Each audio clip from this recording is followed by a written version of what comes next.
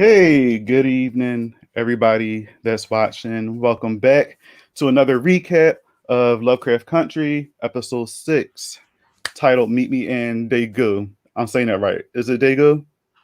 Do y'all know? Daegu? It As far as sounds I Daegu? know. yeah, Daegu. sounds good to me. Yeah, I think it's Daegu.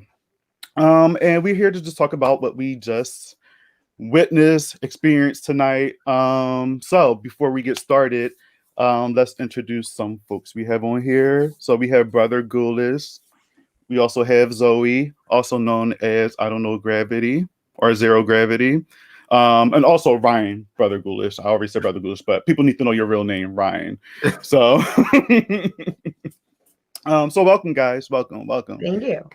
Yeah, thanks for coming back, another week of this nonsense of a crazy show. Yeah, thanks for having us. It's nice to suffer with people through this, the problems. Yeah, we stress out every damn Sunday. It's Yeah, crazy. It's too much, and That's it's not called going. shared trauma. It's the Yeah. best kind. yes, Yeah, the best kind. I love it. Mm. I felt that. So real quick, what did you guys think about the episode? I'll start with you, Zoe. Okay, so this was a lot. There was a lot of exposition. I appreciated this flashback. Because now I feel like, we finally, this is episode 6. We finally reached a little past the halfway point because we got 10 episodes here. So I feel Yes. like this episode was the beginning of our questions from the beginning of the show starting to be answered. And I thought it was a beautiful flashback. There's just like, I'm excited to have this conversation with you guys because it's a lot to take in. But my main point that I understood from this is that from here on out, it's going to be dropping bombs, cliffhangers. We're going to get the answers that we've been asking for weeks now. And I'm excited and nervous. Excited and nervous. Yeah. Exciting. What about you, Ryan? I definitely am excited because usually flashback episodes can, drag the pace down, but they did a really great job, like not doing that. I was kind of dreading it a little bit, but it was a really great episode. It gave us some insight into Gia while still like answering questions that we had about who Atticus was during the war. So it was great. I liked it. Yeah, I was a little bit. I was as I go into all these episodes, I was a little bit curious just because I'm like, all right, we see Gia. It opens up with her, in the movie theater, and she's watching Meet Me in St. Louis. I'm about to say St. Louis. I don't know why. Sex in the City, right? Sex in the City. Yeah. I caught that. Sorry, okay. With J Hud and stuff. Yeah. But she was watching that, and then I was just like, all right, I know Atticus is going to come in at some point, but when? And when he did, it was kind of fucked up. Kind of? Well, very fucked up. Period. Very. I mean, I can't say I wasn't expecting that because with this show, it's always just something. It's just always something in general. Mm-hmm. It's just always something. So, Yeah. I can't say that I'm surprised that happened, but it makes sense, especially with how Atticus was in the previous episodes, and with this episode here, we kind of get a little bit of like, I'm not going to say the reason why he's the way he is, like now, I guess in present day, in that storyline, but because he obviously got a lot of anger issues, Yes. but on here, we've seen a lot like a softer side to him. He was kind of like a little boy to me a little bit in this episode. I see Very that. Yeah, like when we first introduced to him in this episode, it was kind of just like, bruh. But then as it kept going on with him and Gia, you just, especially since it was revealed that he was a virgin and yada yada yada, he was kind of like, again, he just reminded me of just like a child. I don't know why, he just did. So yeah, this episode, It's crazy. I'm happy that we did have a backstory as far as where Gia came from, because we keep seeing, her in the previous episodes, as an alien, and then coming out the damn closet, coming at them. Like, it was a lot. So I was hoping, well, I wasn't hoping, I'll take that back, but by the time this episode ended, I still wanted to know, like, all right, what is the beef between them two? You know what I mean? Because if on episode 2, you know how when she came out and they were like just going at each other, what led to that? Because by the end of this episode, like, we seen like his last impression of her, of what she is, but like, did it actually, like, I don't know, like, did it actually on episode 2, did it kind of like, did all that make sense? I don't know. It's still a lot going on. No, I'm that's sorry, a good y'all. question. Yeah. And we still don't have the answer to that one, but at least we can speculate a little further now because we have more information, Yeah. It's like they dropping little seeds and then the plants is growing just a little bit, but not all the way there. So it's just, I'm like, come on, man. Come on. Oh, man. So I will say that Gia, I knew that she was something. But I wasn't expecting that. Well, all right, listen. So if we're putting this is our first, pretty much, yeah, I guess, besides all those little sprinkles earlier, this is like our first impression of Gia. Yeah. In the whole show. And the only thing that we've gotten before this point is basically how Atticus is viewing her. Because the first episode, you have that crazy exposition scene where he's daydreaming in war, and it pans out and there's like aliens and crap everywhere. Gia comes down and she's like speaking the Book of Adam or whatever. And now, well, in the beginning, I was just like, oh wow, an alien, and this is a Korean war, so it makes sense that she would be Korean, like an alien, But now it makes sense that he's really in. Okay, pause.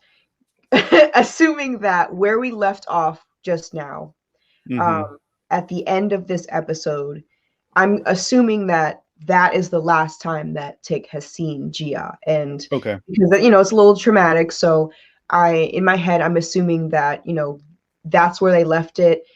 Or not immediately, but soon after he goes back to the United States. Yeah. Which makes sense to me now that he, when he's dreaming in this sequence, it makes sense that she's like literally like a red alien coming down from that UFO, because he's, all he sees is tentacles coming out of this girl's, eye holes and ear holes. That makes sense. So everything. It's very, alien-esque. And then besides the phone call, and then she pops out of the closet when we're in the mansion, and that was malicious. That was like Atticus was being attacked. She was attacking him in that room, and whether that was a mirage or not, it's definitely telling us that Atticus thinks that there's something malicious between the two of them. Because now we see that, she, her secret, the cat's out of the bag. You're a 9-tailed fox or whatever spirit that she is. She doesn't really have time to explain that. And she sees whatever she sees, in that last sex scene. And she is immediately nervous for Atticus because she sees his future. And I guess her trying to warn him, to him who is quite literally naked and afraid, is seeing this as a threat. So that makes sense to me that he would imagine Gia popping out of the closet ready to kill him.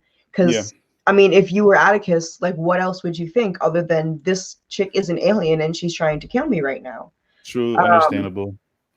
Totally understandable. I probably would have reacted the same way. I would have took my ass back to the United States.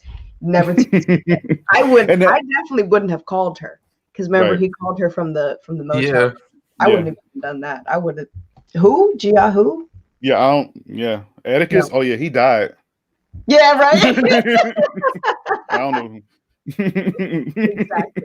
But at least now I can speculate on why he is portraying her in his mind like that. But now Yeah. there's this whole other half of the story. And Yeah. now I'm just like, no, Atticus, bro, you got it wrong. Like she's trying to help you. She's trying to Right. warn you of something. And it's just, he's scared. She's scared for him. And it's not working out. And I feel like they have to, well, okay, so now we know that he's figured out that symbol that was the end of last episode. So they're going to reconnect. Oh yeah. Wait, where was the symbol? Where was this? You're talking about it was used in this episode? No, not in this episode. Okay. This is the last episode, and it was like the symbol for die.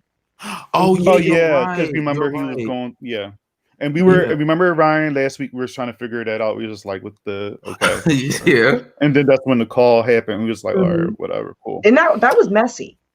Yeah, like I didn't understand that right away, and really at all until I saw this. Yeah, because last week's episode focused so much on Ruby. Real quick, backtrack. I need to get your opinion on last week's episode real quick because I haven't spoke to you, and I just need to know what you thought about last week's episode. Okay, well, first of all, last episode, Ruby's episode is my favorite episode so far. Okay, Ruby's is definitely coming in first, and then Letty's in second. I just want to say for all of Bobby Torres subscribers out there, I predicted that Christina and William were the same person from episode 1. Okay, maybe not episode 1 because I don't know if we saw William. I'm gonna say that is intense. Episode 2. I predicted it. Everyone was like, 0. That's a stretch. And solely off the fact that you never see them in the same frame at the same time. And I was like, that I've seen enough sci-fi in my day. That's it. They're like ridiculously Aryan looking. I said exactly what you said. I was just like, because we had Gray on here 2 weeks ago, Killed It Dead podcast, and we said it. We were just like, William is, well, Christina is William. It is, and then when they revealed that, I'm just like, I fucking knew it. They're never in the same spot. It's just they got some similarity with each other, and then especially with that whole situation going on with Ruby, where she can drink the potion and go as the other person. Yeah. But besides that, like initial excitement, where I was just kind of like, "Give me my cake. I deserve this." I thought this past episode, Ruby's episode, it was definitely the most, in my opinion, metaphorical. The whole metamorphosis thing. In applying that in 2 different perspectives, one as like literally Ruby's like transforming into like this whoever Hillary whatever, this white woman, and then in turn Montrose's transformation of finally accepting who he is and how that makes him feel. He's literally like when he's being carried above the club and everyone's like, yeah, so excited. Also in the back of my head, I'm like, this is too good to be true. Something's going to happen to Montrose very soon because he's having this great realization. But the whole butterfly metaphor was just like really strong. It was tasteful. It was very tasteful. It wasn't, too much of this directly equates to this because you see it in a good light. Montrose accepting who he is and being okay being in public, and that's a battle within its own. But then also Ruby, and you get this weird, it's still metamorphosis, but it gives you this weird bad, I don't know about this taste in my mouth, especially before we find out that Christina and William are the same, because this is like, this metamorphosis doesn't make any sense. Like this, where is like the end goal here? So we're seeing an end goal with Montrose, and I mean that quite literally. And it's like, you guys are horror people also, when shit is just too good to be true, it's like, no. It's setting you up for a heartbreak. And me and Ryan was saying that last week. Like we were saying that like the episode was kind of like mistitled. It should have been called like Metamorphosis or something rather than Strange Case, just because of what was going on. It was a strange case in the episode, but it's just like You could say that like the for this whole show. metaphors. Yeah, Yeah. yeah, Oh, that's true. Yeah. exactly. This It's that was all a That's strange real. case.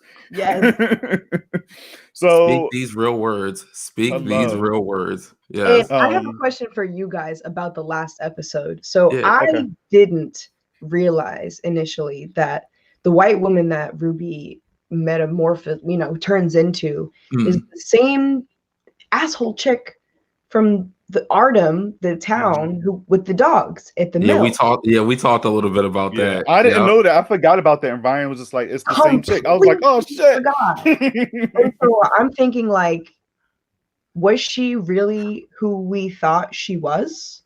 Was she Christina this whole time? You know, was she somebody completely different? Like, is everybody transforming right now?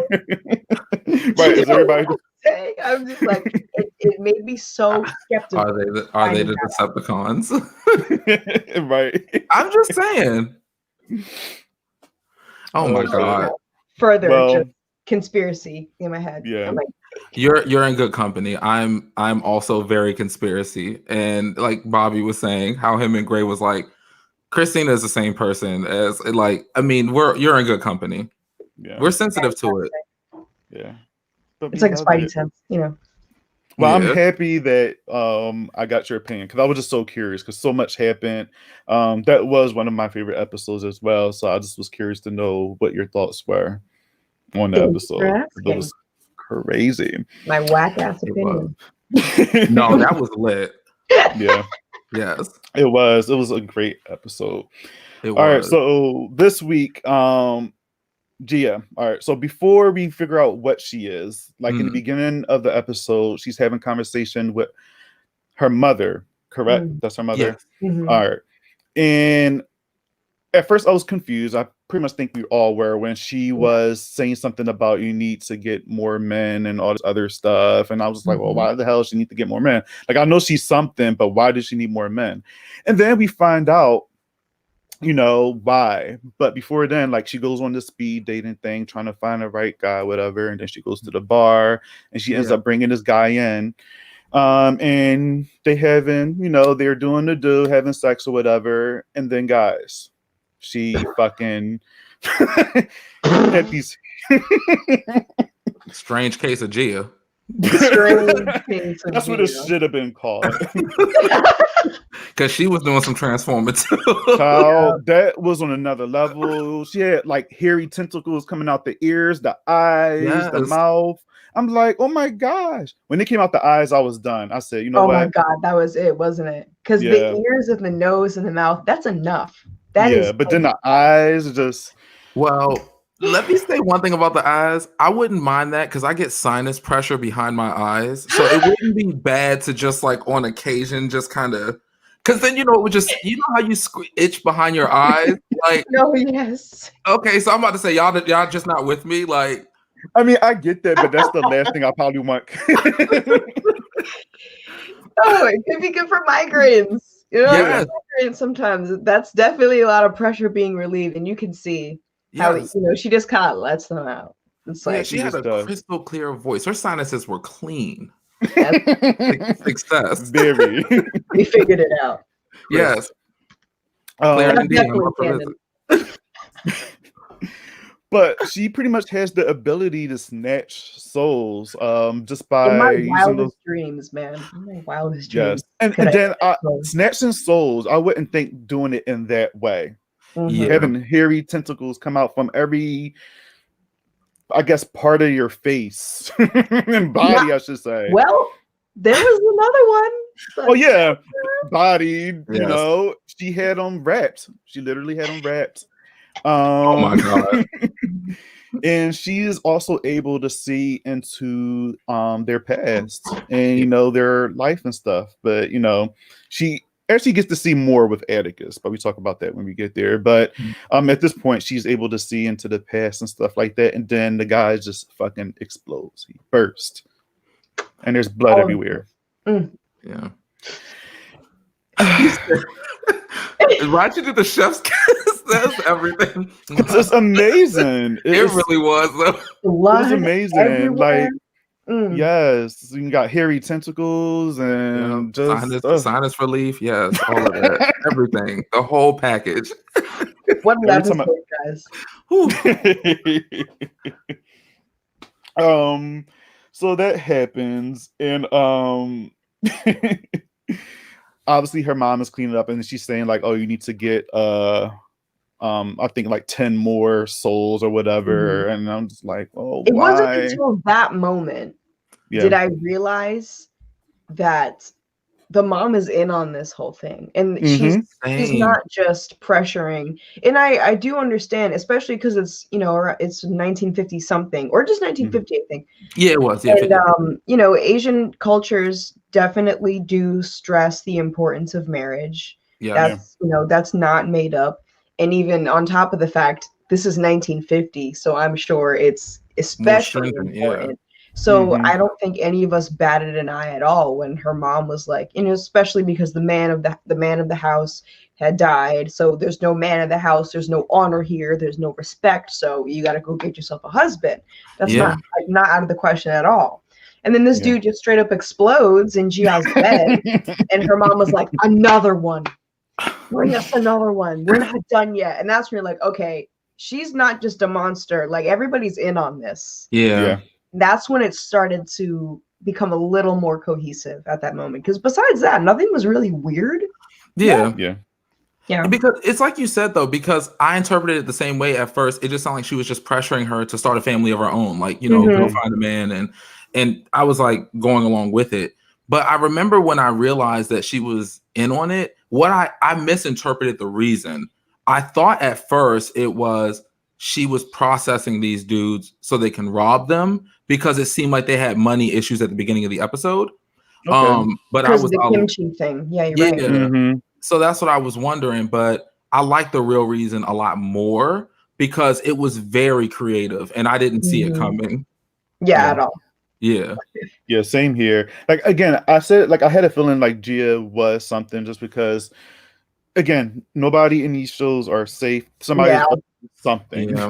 So I just figured that's she was something. But I did not put two and two together as far as like, with the mom telling her to go. Like I kind of thought the same thing as you guys thought. It's pressure with marriage, go ahead, get yourself a dude. She went on a whole speed dating thing. And then it also kind of like misled us because when she finally found that guy that enjoyed the same movie as her, and she was just like, "Oh, I like this guy," whatever. So it kind of made it seem like she was actually out there looking for, a man for her. Yeah. But then that situation happened, and I was just like, "Okay, never mind." They can't all be the one.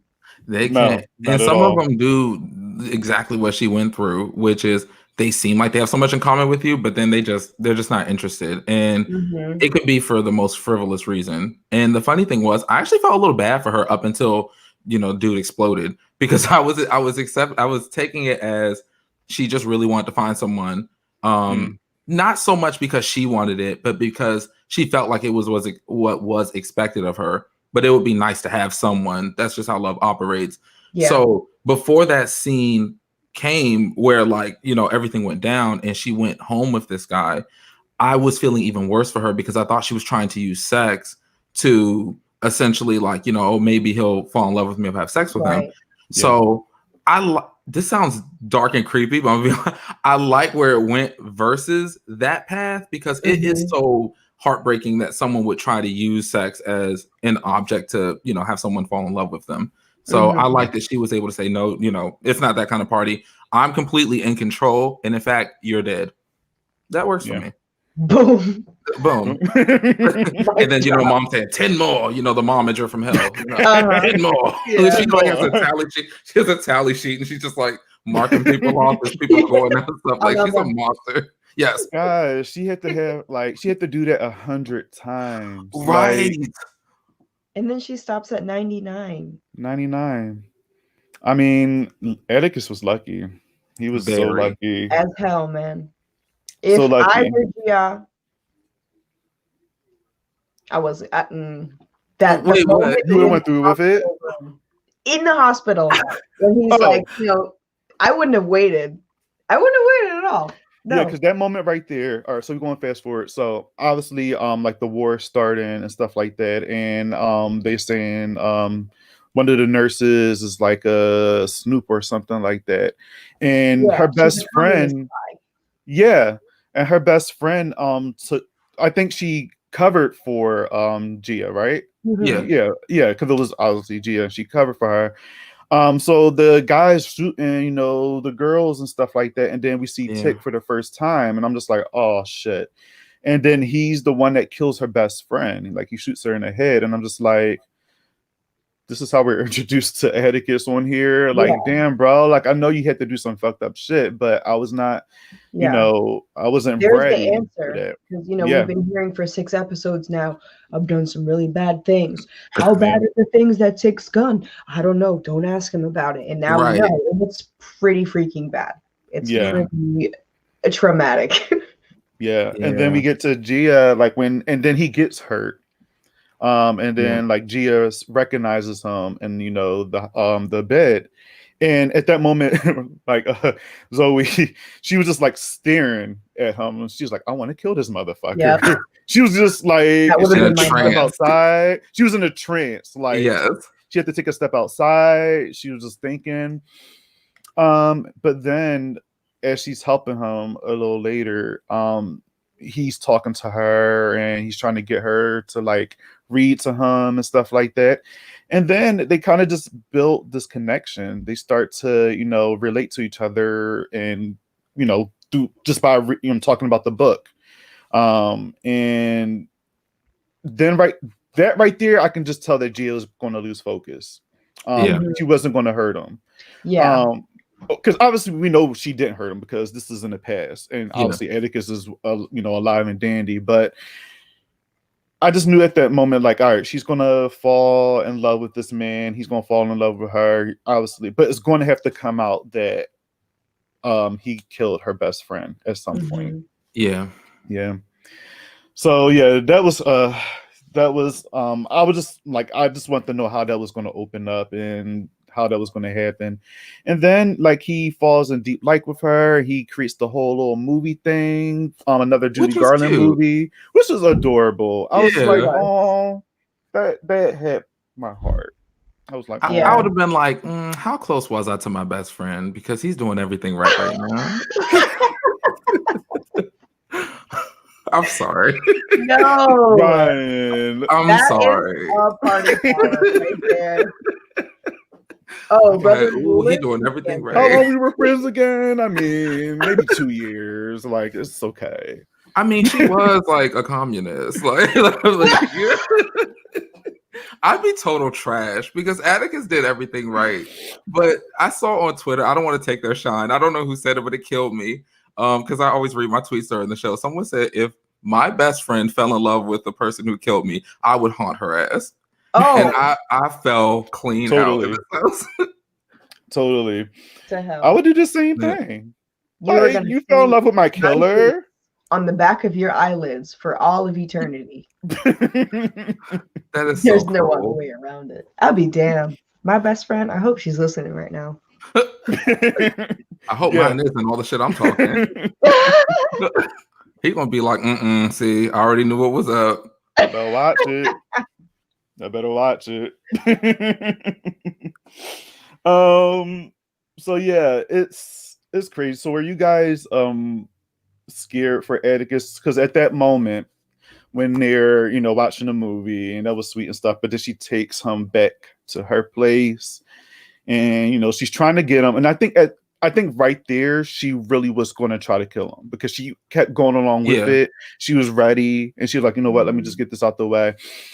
But then he opened up and said that he never done this before. He's a virgin. And she's like, Yeah. oh, well, you're a virgin? Okay. And she still continued to keep taking his clothes off. She didn't Yeah, she care. was ready. That tells you that she Mhm. was ready. She was like, I don't give a crap. Like, I'm not in Yeah. this for you or for me or Right. even for pleasure. I'm here to do a job. So, like, Yeah. why does it matter to me that you're a virgin? Okay, I'm not. Yeah. Yeah. Boy, So yeah. I was kind of scared for him though, kind of like, all right, what if something happens while they're like doing this? Like, what if one of those sinus tentacles come out and like strangle him or something like that. And that's when he really fully realized that she's obviously something out of this world or whatever. Mm-hmm. But that didn't happen. Right. So they were cool and stuff like that. You know, this whole time, if I can interrupt, this whole time, yeah, go ahead. And I think it's interesting that you, I guess, you didn't pity this character at all, Ryan. It was just, you know, up until a moment, you stopped feeling bad for Gia at a certain moment. Because when I'm watching this episode, and for me, all of a sudden, like, Tick turns into the bad guy. And I really pity Gia this entire episode, and then for me, she was just the victim. And even though we know Tick's story, like the other side of his story, what it's, you know, how he carried all of this mess with him, he was like still the bad guy for me. Because I mean, I guess it's in that all of that has to do with the fact that, well, in the beginning, I felt bad because, you know, her mom is pressuring a marriage on her and she doesn't really want to. Yeah, that's one thing. But then you learn that she's not actually her mother's daughter, like she's been pretending to be this whole time. And not only is she not that, it seems like she's like this, like pretty much a baby. Like she doesn't know anything, you know? And also her mom has been drilling this into her brains, like, you don't know how to love, nobody's ever going to love you, how would you know this, you know? And she keeps telling her, I'm not your daughter, I never was. And so to me, she just kind of seems like this really naive being, and she's not good or bad, she's just like here. And because she's so naive, it's like easy for her to be taken advantage of, which really seems like what's happening with her mom. Like her mom is in one way or another taking advantage of her because she's trying to get what she wants out of this woman who's not, you know, trying to be something that she's not. And, you know, in that instance with her, or Gia and her mom, and then just, you know, her navigating real life. She doesn't know how to flirt with people, but it's like, I guess I have to do this. And, you know, and who knows, just in just the social climate of just being in a war and just not having personal experiences like that. And, you know, it really doesn't seem like, up until a point, that, you know, sex doesn't do anything for her. It's not pleasure. It's just something that I have to do. And I'm kind of thinking, like, could this ever be pleasurable to you? Do you know that this is something that people do not out of spite? And so I really just looked at her as like kind of the victim this whole time. And even at the end of the episode, like if I were in her shoes and I just saw this man's death before my eyes, and he's also noticing the fact that I have like pipe cleaners coming out of all of my holes. And I'm trying to warn him, your life is in danger. And all he can do is look at me like I'm a freak and run away. You know, and I'm trying to help you, and I'm trying to understand myself at the same time. And I'm trying to understand boundaries with my fucking mom. And I'm trying to, you know, understand the climate of the war and all this crap as this little naive alien that doesn't know anything yet, and everyone's telling her like what she's supposed to be. I was just like, wow, I kind of hate Tick right now. And we've been so used to just pitying him for 5 episodes, and all of a sudden I'm not. And I'm actually very impressed that, you know, the writing of the show could do that, because it's definitely not easy. You know, one person is a hero, one person is a victim. But I guess that just goes to show that perspectives are everything. And, you know, not just because somebody is portrayed as a bad guy, you know, for 5 episodes, Gia's been like haunting Tick and like going to attack him. And now we realize that she's actually like, that's not what's happening at all. He's just scared. And I just think the use of perspectives in the show so far, and also, you know, the same kind of phenomenon with Ruby and Letty.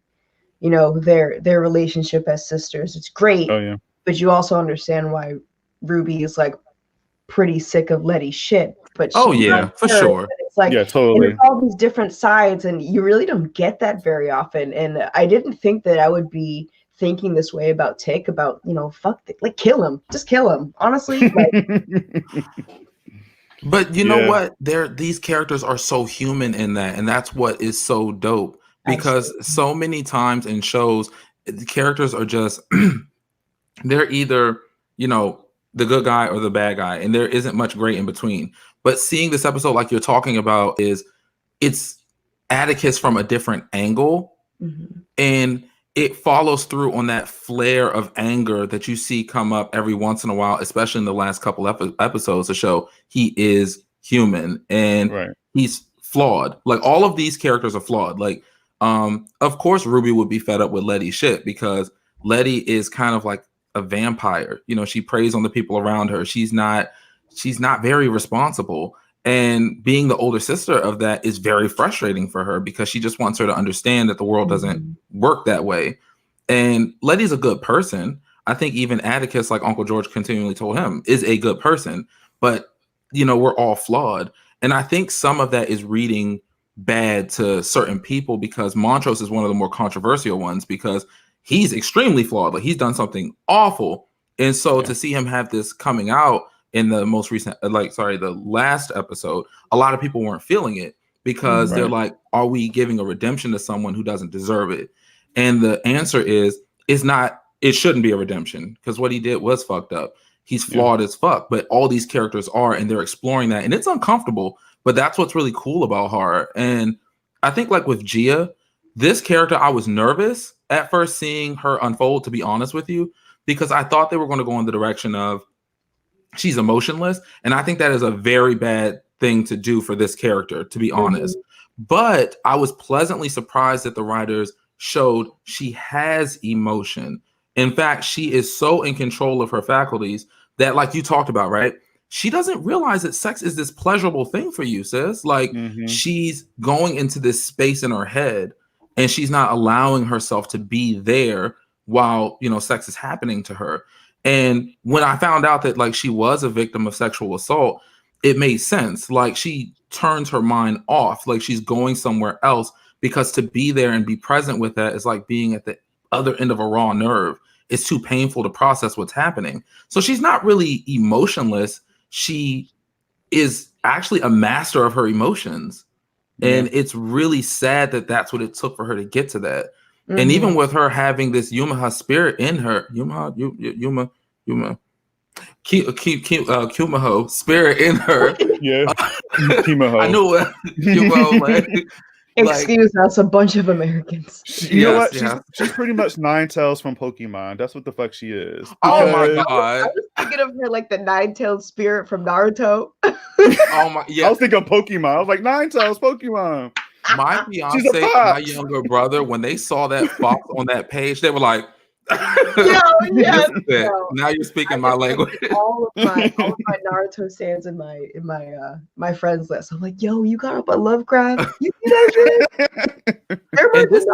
This is my younger brother's first. I was telling Bobby earlier, this is his first time seeing the show, like with this episode, and it would be the one with a damn nine-tailed fox in it. Like, he loves Naruto. I was like, this is perfect. Like, I wanted to act like I planned it. Like, I'm sitting there like, yeah, I knew this was going to happen. But yeah, I told you would love this show. Yeah, I told you, Steve. Now go back and start from episode 1. Yeah, I'm working a long angle. Yeah. We'll see. But yeah, I mean, who was the real monster? Like, her with that inside of her, or her mother? Because, like, her mother clearly, right? Yeah. But her mother, she's going by, like, thinking that her mom is trying to protect her, and also just trying to get rid of this spirit that's inside of her. You just gotta, do these 100 men, and then you be clear, you be fine, or whatever. But what was kind of, well, not, I keep saying kind of, but what was fucked up to me was that I just put 2 and 2 together, that she was assaulted by her father, and I guess that's when she killed her father. Yeah. With the spirits, because she kept saying that, I could see the past, like his past and stuff, and yada yada yada. So I was just like, all right, so she is a victim of sexual assault, unfortunately. But yeah. I'm sorry, guys. I just kind It's of went. No, but it's like you But said, and like she is that victim of sexual assault, yeah, and and you just kind by of the feel hands of her bad for father. her. You feel Yeah, bad for her too a little bit because, like you mentioned before, like I did read her as emotionless. Like I thought she was going to be this emotionless character. She just didn't care doing what she yeah, was doing. She just here to do a job, whatever. But then when Tick come along and then she actually showed some emotion and she's actually like, she wants love. I mean, you know what? It's not even when Tick came. It was even before then when she was going on the speed dating yeah, thing, and she seen that she had something in common with that guy, and she was like, oh shit, like. But I feel like in the back of her head, she's just like, well, I have something in common with this guy. This would probably be great, but I can't focus on that because I have to worry about taking his soul at the end of the night. And that wouldn't be good. It's like in her head, yeah, it's just like it's a job. I gotta get this done. So it's Yeah. just like put your emotions to the side. You're here to do a and get it job, done. just Yeah, to get it done. So I kind of felt bad for her in that sense because I'm just like, well, like you guys said, she don't know that sex is supposed to be this like a romantic, amazing thing that's intimate and beautiful because she's just there to do a job just to get rid of the spirit that's inside of her. yeah, And if So she does at all have any, because we don't really have an answer if any part of who she was, like the actual daughter, is in her or not. We don't really know yeah, for and she sure. was cursing her mom out. Like I remember, Mhm. like that scene, she was like yeah, saying something like, "I'm not your daughter," and her mom was like, "Oh Yeah, shit," you know what I mean? but So I'm just like, we don't have a for sure answer. The only way we would have an answer is if she were to consume that 100th soul. mhm, But so that's telling us no, because she started saying that song, and the mother is like, see, I taught you that song, and she's like, no, that's the song that you would sing when your husband would like rape me or me or yeah, whatever. So no, I am not that person. But then the mother is also telling her this whole episode that like, you're a monster, you're not my daughter, you are not capable of loving. Only when you finish this ritual or whatever and you complete what you have to do will you be capable of loving again, and will you be my daughter again. But that's not true. So that's telling us maybe that's not the case, yeah, because she yeah, does have feelings for Tick. So it's like, are pieces of the daughter still I believe so. in Because there? even her best friend before she got killed, like her best friend was just like, "We're not monsters. Like we're different." You know what I mean? Like she was giving her Mhm. advice, it's like because even like Gia's saying like, well, how my mom is treating me, is that the way love's supposed to be from a mother?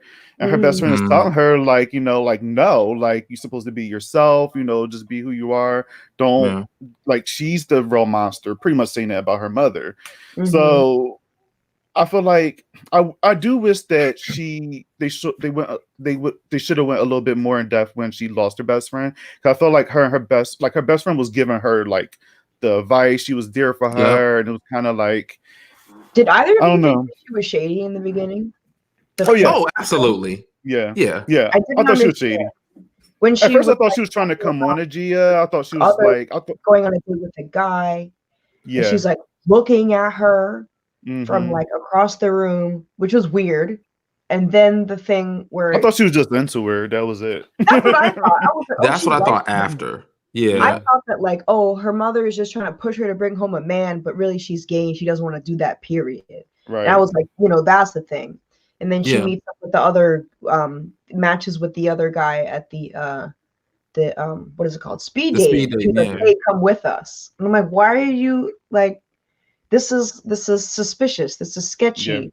And so I thought that I just thought that she was like acting really shady in the beginning, but I guess I read that wrong, I especially because of mean, the No. sometimes friends can be like shady. I mean, like Yeah. it maybe not on purpose. It could be shady, like get get yourself a man or whatever, and it could read as shit. Because I got the same vibe, and then like Bobby said, it graduated to me feeling like, and I still feel like this, to be honest. She actually had feelings for Gia. I feel Mhm. Mhm. like there was I this felt that. love, like beyond like we're best friends. Like this is all transactional because what our families and society want from us. But I'm not really messing with these dudes. I don't really care. You want me to hook you up with them? Like I want you. Like I care about you. Yeah. I took it as that because she also kept saying that we're different.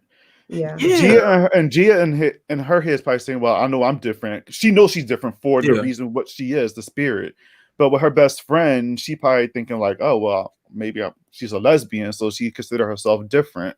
Yeah. So that's how I took it. I just took it that she had probably feelings for Gia or whatever. And especially because as soon as the gun was pointed in Gia's direction, homegirl was like, I'm the spy. Like, don't even like. That's like where I draw the line. You point a gun at my girl, just whatever, take me. Right. Like with the quickness. Yeah. So That's love. There's something there, maybe. I mean, I would have liked to see that, but you know, can't have my cake and eat it too, I guess. Yeah, well, she's gone. Unfortunately, Tick killed her. So yeah. We didn't get to see much of that. I really didn't understand that she was dead until she was like, she's dead. And I'm like, oh, okay, she is dead. They didn't just like take her to the back to torture her or something. Oh no, she was dead. Yeah, she's dead. Man, she is dead. So she obviously, well, what's her name? Gia. She ends up, falling in love, I guess, with Tick or whatever. And they end up having sex again, and this time without her knowing. Yeah, the things came out again. Well, it came out for the first time that he experienced, and she was trying to pull it back in, but it was too late, and Tick was freaking the fuck out. But before I go into that sex scene was getting hot. Well, we'll say that. And I'm gonna say this, like, HBO shows, I mean, specifically Lovecraft Country, but HBO shows in general always have some good love scenes. Yeah, absolutely. Yeah, they be going in. They do not be caring. Everybody knows an HBO show. It's going down. Yeah. It's going down. We're gonna see some cheeks, more likely. Yeah. Very likely. Oh yeah, definitely cheeks. If you probably see something else, if it was Stars or Showtime, but yeah, HBO. And it's tasteful too. Yeah, you know, I was never a Game of Thrones person, but I heard that, the beginning of Game of Thrones, they were just like throwing it in there, just like boom, bam, bam, bam, bam, like ridiculous amounts. And people were like, that's how it got the name like Game of Groans, because there's like so much. Oh my god. But I feel like all the sex scenes in Lovecraft so far are not tasteless like that. Like they make sense. They all make sense. They make a lot of sense. And if you think about it that way, then it's not just like, oh, naked bodies or whatever. Yeah. They feel nice. There's something it makes sense. Yeah. I mean, I wouldn't mind. I mean, everybody on there is pretty attractive, so I mean, why not? Well, mostly everybody. The ones that's getting naked are attractive. I should say. Yeah, the ones that's getting naked. See, hold up, you disagree. I see it in your eyes. Who you not living for? Who you not living for? 'Cause I'm not saying everybody. Okay. Oh God, you're gonna break my heart. I read your mind. No, okay. The first episode, that fucking really romantic. It was like a pre-sex scene between Uncle George and Hippolyta. It was beautiful. It was like black love, yes, but he was just like, he reminds me of like an uncle of my own, and I was just. Sorry, go ahead. No, like I kind of felt like I was watching my parents have sex or something like that. Like the first episode, I was like, and that's like right. Like, oh, and of course Dee is outside and she like hears them and she's like, and I just got like a lot of second-hand embarrassment from that first one. But other than that, it was beautiful. And it was necessary. It was necessary to set the scene of a cohesive family. This family is completely normal quotes, is completely normal. Everybody's happy. Black love is. It exists. It's real. It's, you know, I wouldn't have taken it out, but I'm not denying the fact that I was like, okay. And it was like really long, you know, and they're just like, they're talking about it while they're like. It took you out of it. Subject, Bobby. No, all right. So real quick, I didn't mind it. Like, I do know what you mean. I do know what you mean, because it's like you got these these much older people, and it is beautiful, like you're saying. Like, it was a nice set, and it was emotional for me for a little bit too, because, like, again, we don't really see much of that, on TV, and like you said, it was completely necessary. Mm-hmm. But I do know what you mean. At the same time, it's kind of just like your parents, you watching them, at the same time, it's like, but it was necessary, and I didn't mind it. I mean, if it kept going on, I'll just be like, okay, y'all, stop. With Hippolyta, with her, like, okay, I'll chill. Yeah, but no, for all it was a beautiful scene. It was necessary. I feel like everybody, it was represented very well. So, but other than that, all the other sex scenes were fine. Let me tell y'all something, okay? And Bobby already knows this, because I divulged this to him, like, off to the side. But it's a confession for the world now. Hippolyta and George's love, to me, was like super emotional. As early as the first episode, and I recall myself like trying to tell my best friend about the episode, and I actually was like crying a little bit trying to talk about George and Hippolyta's love, and it was the reason I actually couldn't talk about it like in my podcast, because I don't know, something about it like struck me. It hit me really, really hard that their love was just so communicative. They, complimented each other so well that we don't see this type of stuff on TV. And I always want to, like, I don't know, I want to get to that point where like I've been with someone forever and it's like that, like we are still so sexually attracted to each other, we're so proud to claim one another, and like we're beautiful in our Black excellence together. And it was a lot. I'm dancing around the things I actually feel because it's emotional for me. Like, and that, like, I remember when I admitted it, I was like, I know I feel so ridiculous. Like, I know it's just so intense, but like, I was so emotional, like seeing them, and their love. That was I swear, that was the exact reason that whole exposition was put. Like, it's not crucial to the story, but it's crucial to set a scene. And I'll scream it a million times to the heavens, but representation matters. Like, even small shit like this, just seeing a happy couple that you usually wouldn't see on TV makes people feel seen, and that's so important, and they knew exactly what they were doing. They knew that people like you and I would maybe be like, "Oh, this is a little weird because this could maybe be but also I want something like that in the future." And it's not, just because we don't see it on TV and in movies doesn't mean it doesn't exist. Doesn't mean that all Black mothers grow up to be single mothers raising two sons. That's not how real life is. Love goes across boundaries. It's not just the stereotypes you see in television, which is stupid. And so I know they put that right there, right in the beginning, to let you know that, we don't have to dance around those things anymore. And so many other things other than that one scene in, the first episode alone. And I wanted to relate that back to this current episode. We're just talking about the speed dating, and Gia finally finds that one guy who watches the same American movies, or the quote from that one American movie, and it was like, oh my God, like, how are they both? They're these two Korean people in the middle of this war with the United States, and you're talking about your love of Barbra Streisand in this one very particular American movie at that. You finally find that person, and it's like going back and forth with quotes, or in this scene and that scene. And that, as a nerd, and I'm sure you guys can relate to this as well. I was about to say, that's how I am when it comes to horror. I was just like, it's like all of us. As soon as I was like, wow, blood everywhere. Like you're gonna have me doing that this week, by the way. Someday.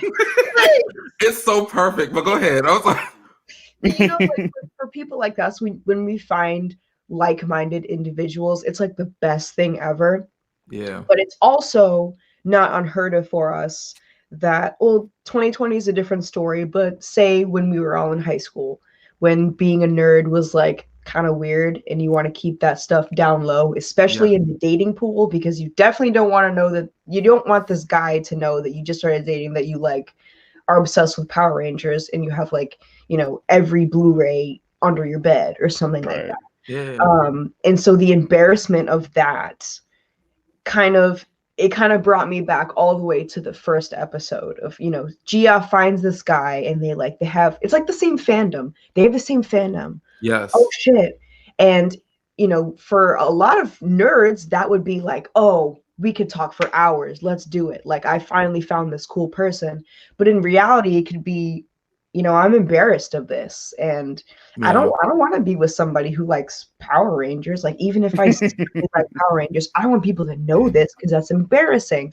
And, you know, those themes, they went all the way back to the first episode, because you really see that every character, you know, in addition to having a predominantly Black or POC cast, you're seeing every character on this show has their own little quirk, you know. Oh, you're I just love to read.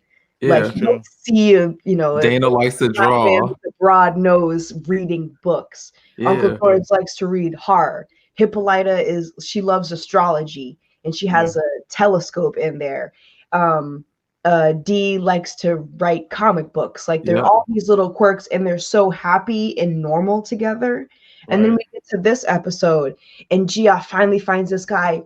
You like this movie too? Let's talk about this scene. And he's like, no, like, you know, this is back to the, you know, shoving yourself in the closet because people, you know, this is weird, you know. And especially the guy before, remember the guy that she matched with before, and he's like, what do you like, just, you know, something about like your heritage or whatever in this climate. Oh yeah, that asshole. Yeah, exactly. And it just, you know, this whole show it's felt very normal for people like us who, you know, we can literally see ourselves in these characters. And it's like, oh shoot, like, I like it. I mean, if I were an astrology head, I like astrology too, just like Hippolyta does. This is normal. This is like, you know, this is every day for me. And then we get here and you kind of backtrack a little bit, like, no, liking these weird fandoms is not normal. It's not. So go back in your closet and, you know, don't share these things publicly because they could ruin your chance of dating or your dating pool, whatever. Of love. Oh yeah. I like that y'all caught that. I didn't put that together, but that is how we relate. It's really interesting because it humanizes her even more. Like, and that's what I like about these characters. Like I said, like, you're right. Yeah. It's, I don't know. This show offers so much, especially like even with Gia. You know what I mean? Like, even with Gia, and this episode was all about her. And that's another reason why I love the show so much too, is just because every episode, like, it focuses on one character just so we could get to know them.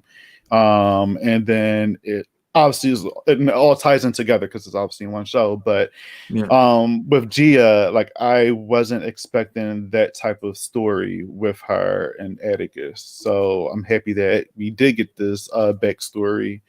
I'm just curious of where is it going to go forward, and, you know, it's going to how she's going to play a part and what's to come in the future, because now we only got 4 more episodes left. So it's I'm really wondering, they're definitely going to reconnect, but I'm wondering, like, are they going to physically, like, be together again? Like, is she going to come here, or is he going to go there, or is this just going to be like more of like relaying information, because he has been contacting her at this point because he's made a connection between the two. Which brings me to the point, I don't know if you guys caught it because nobody's mentioned it, but the woman in the vision, or no? Yes. Okay. Let's do it.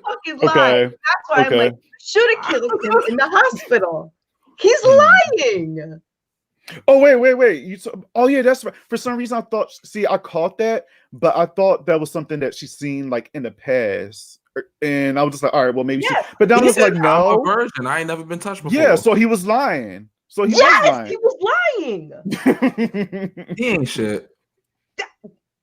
That's what I'm saying. And then I really didn't feel bad for making him the villain of this episode at all. Because But I have no tolerance for that. None. are you ready to gag though? Somebody online when I'm always on damn Twitter. I need to get off of there. No, someone online said, listen, if he lied to her, I'm upset. And if this woman's in the future, I'm upset because he is with Letty. So either you are lying on Letty and cheating on my girl, or you are freaking lying to freaking Gia about being a virgin. But I think it was the past though. Yeah. Which is worse, in your opinion? No, it is worse. That's pretty bad. And you know what? He did a great job convincing, because when they first have, sexual intercourse, he seemed like he was just like so like, oh, this is scared. New. Like, yeah, scared. Like I mentioned before, like he was like a little boy. Yeah. So I believe that. I believe he was a virgin. But then when that shit happened, when she had the vision, I'm just like, he lying. But I said, you know what? Maybe there's somebody in the future. But no, I think that was in the past. But he's like with Letty now. So then I'm thinking, but like, why would he lie about that? Unless Letty break up and then he ends up. But I doubt that was going to happen. But I don't know. It's too much. It is too much. Oh, we have a comment. It may be in Florida between Gia and before Letty. Possibly. Yeah. Yeah. Oh, okay. See, you're more optimistic. I was just gonna say. Right. See, I'm here for mess. So don't blame me. Right? And we're all on here. No, we're all going crazy. And he just like, well, actually, there is a period where there is no mess. And we sit here like, fuck him, fuck Atticus. Yeah, because I was going to send the actor some DMs. Like, change my mind. Thank you. We needed that, I guess. We're salty. You're right. That could have happened. Maybe that's why she probably wasn't upset about that. I don't know. Yeah, but like, what's more not scary? What's more intimidating? Seeing the guy that you like, and I'm not buying. They're not in love. They're deep in like, because it's only been a couple months. Oh yeah, totally. You're talking about Letty and and Gia. Oh, got you. Yeah. Gia. What was my point there? Holy crap! Holy crap! I have no idea where. Wait, you said they're not in love. They're deep in like. Yeah. Oh, so like, what's more startling to see? The guy that you are in like with, that you're currently sleeping with, eventually or in the past sleeping with another person, or seeing that person's death. So yeah. I don't think she would like wake up from seeing that vision and be like, you lied, or you will cheat on me eventually, and not I know how you're gonna die. You know what I'm saying? Yeah. So I don't know how important that was against the fact that you might die by electric chair. I think that's what it was. Yeah, I don't know. It looked like he was held up on something. It was very fast. It was very fast, and he was like drooling and shit. So I don't. It was some type of slab or something. Yeah. And since I feel like Christina's working this long angle to try to, because I feel like she needs his blood, like because of his ancestry. Like she needs him, and she is thinking a few steps ahead of him. So it reads like maybe she finds a way to transfer his essence or something. And he's because it looked like one of those slabs, right? Like in a laboratory. Like, yeah. It makes me wonder. Yeah, that could be, and we can't rule out any of Christina's, webs. She's unpredictable. Yeah, totally. She could, and now we literally know that she could be fucking anybody. Mm-hmm. That's. I don't want to go ahead and say that she's Gia because I know that she's not, but like. She could. What if she go that far? What if she like knows and then like? I will go into cardiac arrest. Imagine too like much. anybody who ever has sex on this show is Christina. Like all of them. Even Uncle George. They're all It's Christina. Even Christina. George. It's Christina, right? At this point, she's a fucking like alien. I don't know. She could be a what was it? A Yumiko? What was it called? The spirit. Kamiho or something like that. Yeah, she could be, she could be one of them. You know what I just remembered, guys? This was like a little random, but Christina giving birth to that Shogoff. vampire thing. What Shogoff, yeah, thank you. What like I we totally still need to know about that. Moment. We still need to know about that. Like, what's the deal with her giving? I'm okay not knowing about that. I want to know. Okay, because it was like so beautiful. She was like, oh, like it was a baby. Well, it was a baby. It was a baby. It was a baby. But I'm curious about like, because we talked about this before, but it's just like, all right, why does she need to keep birthing these things or whatever? Because with these Shogoffs, they're able to bite other people and then they transform into them. You know what I mean? So they can keep recreating just like that. So why does she need to do all that? And then why does she birth them? You just cracked something. And why you does might be she going need in the direction. Go ahead, keep going. And why does she need a cow to like, or like a host or something to birth? I don't know. That's all I have. But no, you just said it. Maybe that stuff's blood is in that damn potion because it has transformative qualities. Ooh. God damn it, I think you're onto something. Mm-hmm. Oh, now that is good. We're gonna go back on this. And watch it don't happen. No, I feel like it is gonna happen. I feel like maybe that's why she keep doing that, because she's using that, so she can transform. And you're so right. Oh, we're gonna go back on this. Wait a minute, Bob. When it happens, remember, wasn't that woman? She just like that Ruby turned into the Beast Master woman, right? She had the whistle. She has the whistle. And what did Christina say when she pulled that thing out? She was like, "Oh, it's my first time," but we know that's not true. Right. I'm telling y'all, it's something in the sauce. But didn't Christina? But wasn't it was a part when them two were together? Christina the night of the birth thing, yeah. Yeah, because them two were together when it was George, Atticus, and Letty, and they were in the woods. They were trying to leave before it got dark. And the Shogoffs came, and then Christina came on her horse, and then that lady with the two dogs came too. Yeah. Oh, were they together? Oh, they were together at that moment. Unless, like you said last week.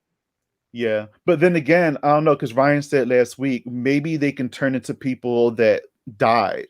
So maybe when Letty knocked her out, because I don't know if she actually killed her or not, but maybe that they can transform into somebody that's deceased or something. That could also be true because of the that whole thing with Christina kind of hinting that William may have been a person, like at some point, and then there was that. Oh yeah, and it's Didn't Lancaster kill the real William, but he doesn't know that he killed the real William or something because he said he was like knocked off a bridge or something like that. So that what you just said might actually have some value. Yeah, the person has to be dead in order for you to transform into that person. Right. So, we like Craig. We like detectives and shit. How many episodes are we at now? We're like, because episode 7 is next. So, I mean, we're about to start getting the answer soon. Yeah. Well, next week we are focusing on Hippolyta. I can't wait. Yeah, it's gonna be epic. It's going to be something epic. And I've been waiting for her because the last time we seen Hippolyta was at the end of episode 3 when Dee had the map and she turned around to go back to Artem. And then that was it, because she found out, all right, George went here. I need to figure out what happened. So she turned the car around, and then that was the last that we seen of her. So for the past 2 episodes, we didn't know anything that happened with Hippolyta or Dee. So next week it's going to focus on her. So I'm excited about that. We're gonna get some Man. astrology shit, spacey, otherworldly stuff. And I Hera's think that's chariot. yeah. I Yeah. can't wait. I can't wait. But I wonder if she's gonna actually figure out what actually happened to George. I wonder if she's ever gonna fucking find out that Atticus is George's son. Oh yeah. Because And there's how that will she feel? Yeah. I don't know. Or maybe she just won't. That would be a little unsatisfying though. Yeah, very. I feel like she gotta know. She needs to know. We also need to know what's going on with Montrose. Because the last time we seen him, he was just like living it up in a gay club. That was it. Meanwhile, there's like a mile and a half worth of baggage behind him. Right. It's like being lifted by all Yeah. all the hottest queens in Chicago. Come on, man. Yes. Like, I mean, The I feel hottest like queens of Chicago. I feel Yeah. like he needed that though. I really feel like he Yeah. needed that. Yeah. But the only disappointing part I feel is that he's going to go back to his normal life being a complete asshole. I'm hoping that something like, went off in his head and he goes on to be himself after that experience in the club. But at the same time, I feel like that was just a moment and then that was it. I think so too. I think it was just a moment. we can be realistic with it, and it's a change like that, especially if you're like, I'm gonna assume that Montrose is like in his 40s, maybe. Yeah. Like mid 40s. For somebody who has been living their entire life a certain way, hiding this secret that's really pretty grand. Yeah. I'm not in my 40s and I haven't been hiding a secret for that long, so I can't say exactly, but it doesn't seem very realistic for one good moment to change everything. Yeah. Right. I really do, and I'm really happy for Montrose, and I think that he was owed this moment. Yeah. Because it's a lot of self-realization that way, kissing his partner in public for the first time and not being in denial. Yes. But Beautiful. also the show has very explicitly shown us that life isn't a fairy tale, and it just doesn't take one good day to flip your life around immediately. Yeah. And that dude's got baggage. Like there's his closeted self. There's his son that he knows is not his son. There is this whole obsession with the mother's heritage that he is trying to protect his son, but at the same time destroy. And it's like all of that. I can't see you just being turning around being a happy-go-lucky next time we see this character. But he's definitely not. Yeah, definitely not. But maybe this will lead to him having a redeeming moment at the least. Yeah, I hope. Because so far he's just been fucking ruining everything. Because what's funny? It's weird to explain. He is showing love the only way he knows how or whatever. Like he thinks he's showing people love by doing all of this stuff, but you're not. This is like destructive, And I think it's because like the more that we unpack him, it seems like he has not really been shown a different type of love. So he only knows how to operate in this very terrible and subtractive way. And it's really, really sad because I feel like that's real life. I feel like so many people feel like, oh, I'm just protecting you from the real world, or I'm just trying to tell you how it is. When in reality, there's other ways to express love without tearing things down in the process. Look at Gia's mom. Oh, just about to say that. You took the words right out my mouth. All that you just said is Gia. You just let your husband rape your daughter for God knows how many years, and then when shit got really bad, then you decided, let me protect you now, after it was clearly too late. But yeah, everything you just said was pretty much Gia's situation with her and her mom, which is crazy. So that shows right there. But you're right, yeah, it's wild. But with Montrose, I just hope, like I said, and I keep saying this before, hopefully we get some by the end of this season. Hopefully he becomes more likable. And just more, I also want him to be more free of like I just want him to be himself. By the end of this season, so I feel I like don't he's know. gonna die soon. Like Yeah, I he's wouldn't. so gonna die soon, man. Yeah. Yeah, He's totally. This was like maybe. it's like really him being like lifted above the crowd by. I'll say it again, the hottest queens in Chicago. Really, and he's just fucking loving it. Like, Yeah, that was way too good to be true. Come on. yeah. Come on now. Yeah. We've watched too much horror. Like when they Too give someone much. a moment like this, oh, that's the goodbye kiss. That's what it is. Yeah, It's the send off, and then a throwback episode after that. yeah. Yeah. So He's about to something's get gonna happen. filleted and flambéed and some more stuff in the most awful way possible. And I'm sorry to keep clearing my throat. I need some of those sinus tendrils. Like it's just really stuffy. Bye, Sinus- Ryan. Bye. It's just oh sorry. Child, Oh, maybe man. you need those. Would y'all kick me off the call if y'all saw like a tendril? Nope, I would be like in broadcast. Bye. Yeah. Oh my god, that's awful. That is so awful. Bye. Oh man, it's crazy.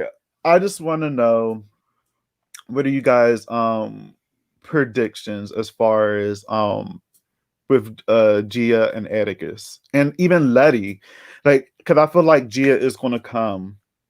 Yeah. Yeah. And I feel like Letty's gonna have to be there to see all the shit happen. Mhm. So how do you think this is how Letty's gonna take Gia being there? Well, she already knows about her. She already knows that there's another girl when I was in Korea, and I don't know if what we had was love, but But she don't know this she's is some type of sexual. alien thing. See, now we know that Atticus is a little cheesy. Just a little bit. Yeah. Just a little bit. I don't think Letty will be threatened. I mean, I know Letty can.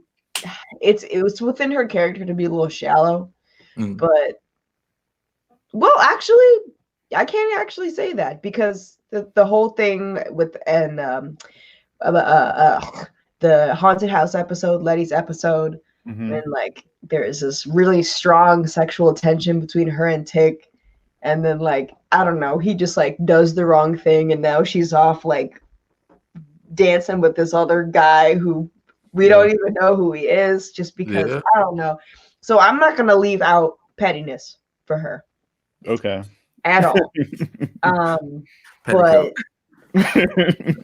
I can't imagine that Letty will be too surprised about Gia being really ingrained in this situation. Because Letty is right there helping Atticus, try to like decode the language of Adam from these pages. Yeah. And she's seeing some connection there. So I just think it's just going to be more freaking detrimental for Gia to see Atticus with Letty. Especially because, going back to my interpretation of Gia's character is just naive. And I'm not sure exactly how much time has passed since our flashback. I know I can find it if I go back. You mean years wise? Yeah. It's I think 4 years. 4 years. 4, yeah. Okay, so what it asked was that it was like 1950. Yeah. Oh, wait, how far did it? I think. Oh, okay. Okay, then yeah. So yeah. So 4 years. Well, we also don't know what Gia's been doing for those 4 years. But if I'm just thinking about my last interpretation of Gia in the sense that she's, very naive and she doesn't know things, this could be, a problem for her, especially having to come and help this man who's now moved on. We don't know if she, as the spirit, is used to moving on, or how she's going to understand that. She definitely has the potential to fuck this up, like worse for them. Because being a spirit and all. I don't imagine we would see this, but it would be cool to see eventually Gia take her 100th soul, and then just to see what happens after that. Yeah. Maybe in 4 years she has. We don't know. Wait, But I because that think most of shaman it's lady, from her. I'm sorry, at the end, the shaman lady or whatever, Mm-hmm. she says something to Gia about her seeing like what, like many more deaths or something like that. Yeah. So I was kind of confused by that because I'm just like, all right, does she mean that she's still going to see like many more deaths after she still get the 100%, or if she don't get the 100%, she's still Yeah. gonna Because like the I was shaman lady confused by was that. talking about this journey. Yeah, And like here I am thinking that your journey ends with your 100th soul. yeah, exactly. You're Yeah, at same. 99, and she's talking about this long journey with many more Yes, I was deaths. like, there's more. Like I thought she would be Yeah. done. So she got to Well, do wait, more there's shit. more. Shit. Yeah. So I don't know. What do you think, Ryan? What do you think is gonna happen? I like y'all insight, and I think it is logical, like you're saying, that Gia is definitely going to encounter Letty and in Atticus's new world, where he's pretty much moved on from her. And I hope that doesn't mean that there will be a confrontation between Letty and Gia. Mhm. It feels that's likely because Letty is a fighter. She's not someone who is just going to. I don't think it'll be so much her fighting for a man per se, but it's more like you're not going to come over here and disrupt whatever we have going on, What we have whatever going that on, may right? be. I totally feel that. As Yeah, hard-headed as her character is. yeah. For And Letty sure. doesn't think like before she does certain things. It's just like she just Yeah. go. Like Yeah. she just like It's that passion, that yeah, fire. she just Mhm. go right at it. She doesn't think. And I just be like, damn girl, sometimes it's good, but it's like you gotta think things through first before you Yeah. go ahead and start fucking shit. I mean, she still give me my life, but still. Yeah, me too. I mean, the reality is though, if she takes that 100th, I feel like you all probably feel it in your guts too. It's not going to exonerate her. Like that's a trick. No. No, Like not Yeah, at there's you're all. there's right. something else to it, and I wonder what. I actually want to see what it is now. Like I Yeah. actually want her to take that soul. Mm-hmm. Oh yeah. Not Tix, because we need him for later. And obviously so Yeah. does Christina, but I'm curious now. Yeah. Maybe she should take Christina's soul. Honestly. While she's flipped into William, Mm-hmm. and so it wasn't a man. So then she's gonna be so she'll be all messed up. Yeah, do you think Uh-huh. it has to be a man? Probably not. Probably not. Maybe I she's think as just long as she choosing got men you in that because she knows deep down that she vulnerable. doesn't fuck with men. Yeah. Yeah. She's like, if I'm gonna do this, I might as well just like really make this a chore. Yeah. Maybe we'll really make this a tour. Why not? Yeah. Terrible. I don't know. I do feel like some mangling is going to happen. No pun intended. Is really going to Mhm. like something's going to happen, and I Yeah. can't wait. I can't wait. I'm not trying to rush these episodes, but at the same time, I am because I want to know more. I want to know. I'm not used to waiting like this. Because I binge so much. Like Yeah. all the shows I watch, I typically just wait until they're done, and then I just watch it all at one time. Even for like HBO, like I did that for Insecure. I did it for Euphoria. I always just wait until it's done and then just binge. So I mean, yeah. I mean, it's dying. cool. I love that because it's super, like, convenient and stuff. But I just love the anticipation of, Yeah. looking forward to something. So, It's killing me. yeah, I think I it's love it. really funny. I like my sister is 18 and I sound like this old lady now. Like, remember when we used to have to wait till next Sunday? Right. We just sit with ourselves for Oh my 7 God. days and think about what's gonna happen to Atticus next week on Lovecraft Country. And just like, there's only 3 seasons. Like, that's it. I can finish that in like 2 days. Find out on the next episode of Dragon Ball Z. Oh, God. Exactly. You really had to like wait and stuff. So like I love binging and stuff, but Yeah. I like looking forward because I feel like this won't be happening. It's like once we like binge Definitely it, not. like and then that's it. Yeah. He's talking about it every week, so it's helping out a lot. And then they also Mhm. gaining more viewers just by doing it. So Yeah, and it's special. Like Lovecraft Country this is such a moment. Like Mhm. I'm so in love with this damn show. They're doing it so good. yeah, They are. They're doing yeah. it. thing. I want there to be more after this. 10 episodes is not, and they're really turning pages here with all these themes that they're throwing into this show that, people like us are like, finally, like you can't just ignore that success now, because this show is really hitting spots that other shows just never have in the past.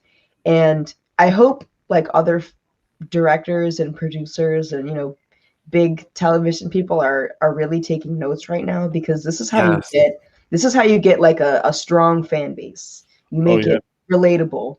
And I'm not just saying like a reality show or like a sitcom. Like, this is sci-fi and horror mess, but somehow it's with the right writing you can make it relatable to your audience, and it really works, because look at us. Look at us. Our lives are ruined. Here. Thanks HBO. It's so good. Drama here. Yes, we love it, and it's so good. And like you said, Zoe, like I'm hoping that we get more. I'm surprised we haven't heard anything about the show being renewed for a second season or anything, because like I feel like everybody's talking about the show, and they are so quick with stuff like this. Like, oh well, it's like, for instance, The Boys got renewed for a third season before the second season even premiered. I'm just like, what the fuck? The second season even come on yet? Wow. So I'm right here, right now, please. Thanks. Yeah. And I see what you guys did to Watchmen, so don't let it be. Don't let it be. Yeah, they let Watchmen go, unfortunately. That was my shit too. So good. But I really believe that this show is, we probably won't get more. I feel like we're going to get more. Oh, yeah. I believe it. But also I'm hearing a lot of, like, I'm hearing mixed reviews. Like, I'm hearing more people loving the show more than disliking it. But for some of the people that's disliking the show, I feel like they're just like nitpicking. Absolutely. The reason why they don't like it or whatever. Like after me and Ryan got off talking about the last episode last week, like we seen like an article or whatever, and they were kind of just like going in on the queerness of how the last one was, and they was referring to like how certain things went, and then the misuse of certain characters, which I do agree with. The misuse of Yahima at the end of the last episode, because it felt like she was there. Yeah, and then they just killed her, and I'm just like, I feel like they could have done a lot more with her character. But everything else with how Montrose was represented in the gay community and stuff like that. There's people out there that's like that. I know some, like, these people exist. Yeah. Hello. They make it seem like, oh well, gay people is not presented like that. Well, if you're in the Black gay community, that also on the DL, there are people that's like that. You know what I mean? I'm sorry, you're taking me to church, but keep going. Yeah. No, it is. It's the truth. And I'm not saying like, I'm not DL, but like it's reality to some people. And that's just Montrose way of, it's reality to a lot of people now, but also like, y'all, this is 1954. That too. Like 1954, it's a lot different than how things are now. Let me calm my arms down. It's just, I feel what y'all are saying. Like, I think people sometimes are uncomfortable, and so they don't know how to be uncomfortable and process it. Yeah. The reality is, this is a horror show, and there are going to be some controversial topics that are touched on that are going to make you uncomfortable. But instead of chalking it up to, well, this character wouldn't behave in this fashion, or this character is a stereotype, or this character is this, acknowledge that sometimes these characters are actually based on people's stories or situations, and that may feel uncomfortable, or it may take you somewhere else, but really process the pieces of it, because they're not telling you anything. Like, some of the conclusions people are coming to, no one's saying that. It's interpretive. Like, that's the thing. Like, no one's here to tell you like, this is what this thing means. It's interpretive. So what you're getting from it is based on your own experience or your own perspective. But we should talk about it. Like you said, like, people are like, there are some people who are very like, upset And I do get it with Yahima, like 100%, like you said. I don't want to acknowledge that, but when I sent that tweet to Bobby, like in that DM, like he was like, so what do you think? And I felt bad for Bobby. I sent like this. No, it's fine. I felt so bad, like, and I was like, and I cut it back. You don't know this, Bobby. I even cut it back because it was longer. I was like, ooh, maybe I should scale it a bit, and it was still like. No, it's fine. The pages of Adam or whatever. Yeah, exactly. Like it was, it made that look like the Cliff Notes version of what I wrote. Like it was crazy. Yeah. See, I guess I'm just really good at curating my Facebook feed to people who have very similar opinions to my own, because I haven't heard anything but I'm fucking loving this show right now, with an exception of Montrose, and I don't remember his partner's name. Oh, Sammy? Or Sammy? Sammy. Yeah. Their sex scene. And that just, I mean, I can totally, like, 100% just ignore that opinion, period. Yeah. Because it doesn't have anything to do. You just didn't want to see a gay sex scene, and you feel uncomfortable watching it, so you want to talk shit about it. But I can see that for what it is. And the only complaint I had with that scene is just like, all right, like I know you're in a rush, but you don't have to use spit for everything. Yeah, like, come on now. I said, really, I'm sure there was like lotion or something around here. They were near the kitchen. You didn't have any Crisco? Like, bro. I mean, I am never going to call it YouTube again. You don't have it's not the tendrils that broke you. It was the Crisco. I want you to see how far that is. Oh my Lord, bro. But yeah, that's the only thing that I've really heard people be skeptical about. And I am in a couple Lovecraft groups on Facebook, and there's always that there's been one. There's been one white guy in this group. Oh, it's always one. Well, there's all different types of people in this group, which is great. There's the specific group that I'm in. There's a lot of historians, which is really cool. So they add a very specific insight. But I know one white dude in the group was like, I would like just to see one white character that's not an asshole. And everyone's like, why? Like, just watch any other TV show, period. Yeah, it's there. Yeah. You know what I mean? Why can't we have one show that's not one show? Is Christina even an asshole? I thought she was pretty badass. I feel like they did a good job making her like, she's a badass character. Like, Bobby and I have had this conversation on where Christina falls in terms of good and chaotic, bad. neutral, or never mind. No, okay, we're talking more like, okay, Christina is the equivalent to Lilith. If you've seen Sabrina, I operate on my own lane. I'm not on your side, but I'm also not against you. So she's like the pawn, and you obviously can't trust her. So I wouldn't rule her out as a nice guy, but also not a bad guy. Yeah. But she's Lestat. I would lump her into the asshole category, especially what she did to Ruby. I know. Oh yeah, that did happen. That's shady. Yeah. And the way that she's just using everybody like pawns. Yeah. That's an asshole thing. That's magic in that shit. But her fit. I mean, she's just doing asshole things to get what she wants. And I mean, it's not because she feels a certain way. Yeah. And I don't, I definitely can say that I don't think Christina is racist at all. I don't think she's racist, but just because she's not racist doesn't mean that she isn't like out to get you. Yeah. Right. Not because you are a black man, but you have something in your blood that I want. Yeah. Mm-hmm. So I think you're right. And that begs the question, like, does she have emotions for real? Does Christina even possess emotions, or is it all theatrical and she's just doing what it takes to get to the other side? What I've been seeing, the answer is no.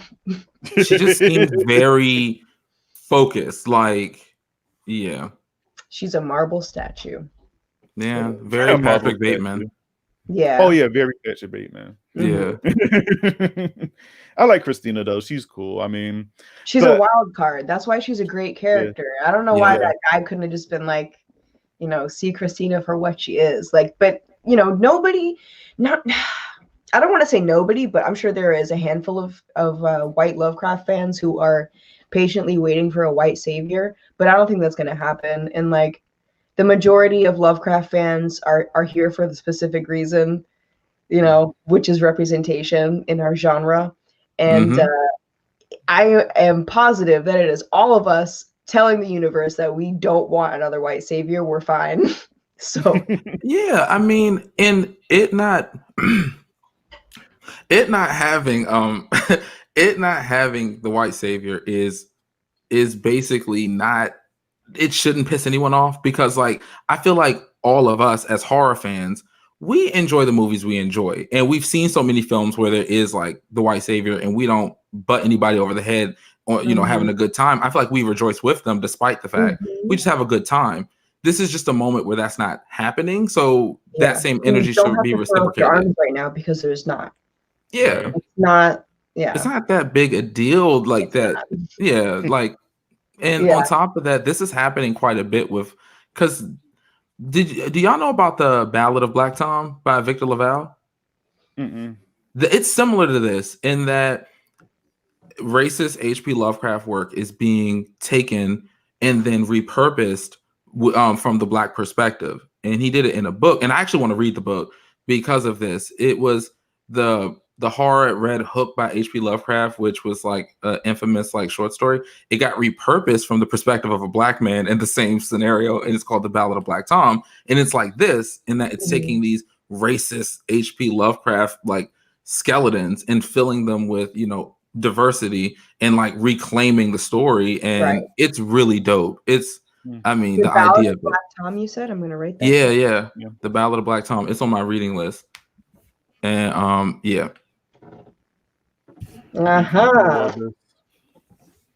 But yeah, that's really the only negative comment I've seen is just, people being embarrassed by, openly gayness, and people wanting to see yet another white savior, which it makes them uncomfortable. But it's just like, we have plenty of shows for years and years and years. How many times that we don't have people that we can't relate to? You know what I mean? It's like we don't see ourselves in that character, or we don't feel for that character because they don't look like us. You know what I mean? And in this show here, it's just like the show, they look like us. You know what I mean? And it's not, it's not going against like people at all or anything like that. But it's just of course like, not. We don't have too many shows that represent us. You know what I mean? Unfortunately. So that's why I'm happy that we have this show, and it's pure. I'm not going to say it's pure Blackness, but it's close to it though. It's close to it. It's very close. Yeah, it's very close. And I mean, if the white person is an asshole, then cool. I mean, how many movies that you have, a predominantly white cast, and then you get the Black person there, and they're the stereotypical angry Black woman, or the thug, or a gang, all of that. You know what I mean? We're tired of seeing us portrayed like that, because we are not all like that. Like, hello. So it's just like, people should stop complaining. Yeah, I agree. They should stop complaining. I mean, we have the right to complain, but I'm sure. Yeah, and I don't want to take the thing I'm about to say too far. I'm just going to drop and then walk away because it's controversial. But I feel like sometimes people give passes to what they want to give passes to anyway, because there is a lot of other things when it comes to the classic horror films that are problematic, that people are just like, they just look clean past it because it's a classic, why are you tripping? But then some of the stuff that people are digging for with this show, it's just like, and not everything, like there's like the one thing that we've already acknowledged, okay, but there, like some of the stuff I'm seeing, I mean, reference the hate, like the blocker thing I sent to Bobby, like it's like you guys are really digging sometimes. But I'm gonna back away because I don't want to get dragged. I don't We'll got go on time. for another 4 You'll be hours fine. if that's the case. I would be sure with you guys on that topic at any other time. Yeah, Yeah. totally. Totally. All Yes. right, so before we go, because it's going on 2 hours here, we every episode we rank our episodes yes. from Oh, greatest okay. to least. So Zoe, you're gonna go first. Okay, Which hold on. I episodes need you to put my list up in front of me. Oh yeah, sure. Okay, so let me see. Where are the episodes? I'm surprised Tia Martin's not here. She's usually here every week. Yeah.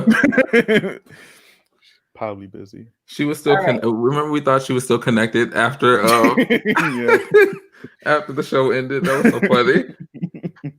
Okay, so my number one Okay. is shit. All right, number one, Yeah. Strange Case. Ruby's episode is number one for me. Okay. Holy Ghost, Letty's episode, number 2. Okay.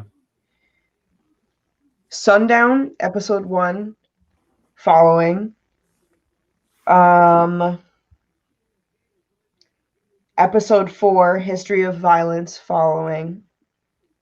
This current episode, following, and then at the bottom of my list, I'm putting episode 2, Whitey's on the Moon. Yo, 2's one every.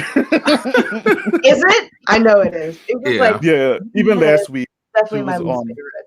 Yeah. I mean, I'm gonna say again, it's not like a bad episode or anything, but all the other episodes that had came out. Yeah. Yeah. Okay. What about you, Ryan? So my favorite episode is still Holy Ghost. So episode 3. Mm-hmm. Right after that, that's hard. Maybe episode 1 still, because I just love the way they brought in the storyline for sure. So Sundown. After Sundown, I would give it to Strange Case because it was so good. Okay. After Strange Case, and that's episode 5. After episode 5, I would say this episode that just came out. So Meet Me and Daegu. After Meet Me and Daegu, I would say History of Violence. So episode 4. And then at the bottom of my list, Whitey's on the Moon. Okay. Yeah. Okay, mine's is close to y'all's. Mine's is 3. Okay. Which is I guess Holy Ghost. Then it's 5. Ruby's episode. Mm-hmm. Then 1. Sundown, because again, that's what dragged us all into this craziness. Yes. Then what was 4? History of Violence? Yes. Yeah. 4, 6, and then 2. So close to y'all. I think I just switched like the top 3, kind of switched those around, but yeah, 2 is at the bottom of my list as well. Like I said, it's not a bad episode. It's just, no, it's just the great thing about this. Well, one of the greatest things about this show is that I don't think you necessarily have to be interested in these fandoms to watch this show. Yeah, no. And I know, like, it's really hard. Like, if I am like a firm believer in Thor Ragnarok. I think it's the only Thor movie that you have to see. It's the only good one. It's great. It's witty. It's fun. But I understand it's like not everybody can sit through a Marvel superhero film. Like, even if it's a great movie, it's not everyone's thing. And I totally get that. And horror isn't everyone's thing. Sci-fi, dealing with different universes and fantasy, magic, witchcraft, it's definitely not for everybody. Yeah. right. But this show makes it so you don't necessarily have to be, really ingrained in those fandoms, because it's a little bit of fantasy, it's a little bit I of horror, agree. it's a little bit of sci-fi, it's everything. But the second episode, just went really, and I'm used to shit like this because it's, you know, what I like to indulge in. But second episode was really fantasy heavy, and you know, you have to have, or not have to, but it helps a lot to have a mind that's wired for processing this kind of fantasy content. Otherwise, you're just going to be like, what the hell is going on? And I think that's why the second episode for a lot of people kind of lacked, because it was just like really heavy fantasy. We're going to give you a million details right now, and then you're going to process it all later. Yeah. And it was just for as free as the first episode was, and really everything after that, it was just like a little too dense for me. And I can say definitely a little too dense for people outside of those fandoms who are just kind of thrown into it. And it's like, whoa, magic and monsters. And okay, so how is he related to this? Where does this magic come from? What is it? Right. It was a little much. It was a little heavy. Yeah. But I think it's totally excusable. I mean, people especially coming off of episode 1, like, because especially when people's viewing episode 1, since it lays, I mean, it's pretty much you're watching just more of them going through like sundown towns and experiencing racism, stuff like that, kind of like real life shit. So that's drawing people in, so they expect to see more of that going forward. And then with the show goes, they're like, all right, we can handle like these monsters or whatever. But then when you get into the second, like you mentioned, Zoe, you got like, you know, just wizardry and just like fantasy. It kind of takes you into like, it just goes left. You still have the racism that's in there, but it goes left. And not necessarily in a bad way, but for some, like a viewer that's probably not into that type of stuff, like you said, those fandoms, they're just like, all right, I might still watch, or they might be like, all right, I'm checking out because, or it's just like, dude, Harry Potter is really not my thing. I think I'm out.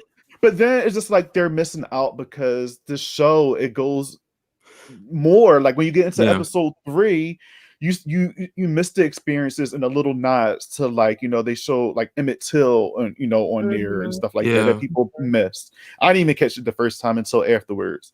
Same. And then like you're still dealing with the racism in there, but then you got like the ghosts and the horror things and stuff like that. And then it's something for everybody in this show, I will say. It's just that some people, it might not be their thing. So maybe just choose an episode for particular people. I don't know. Like if you like adventure, then, you know, history of violence is your thing. If you like horror, maybe episode 3. And then it's just, I don't know.